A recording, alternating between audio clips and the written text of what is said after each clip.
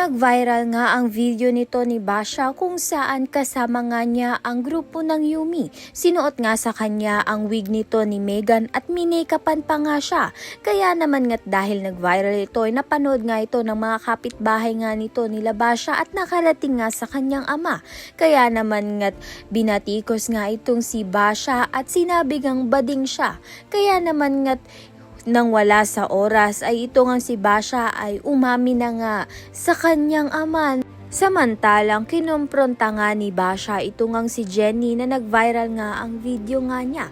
Kaya naman nga't ito ngang friendship over na nga sila. Si Basha nga ang naging matalik na kaibigan nga nito ni Jenny nung hindi pa nga siya parte ng Yumi.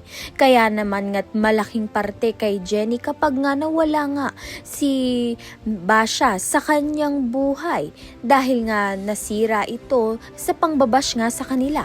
Malaki ang posibilidad nga na may kinalaman nga itong si Megan sa pangbabash nga dito kay Jenny dahil nga sa inis nga niya dito at baka bumawi nga itong si Megan. Kaya naman nga yan at iba pa ang dapat nating pakaabangan. Maraming salamat sa iyong panonood.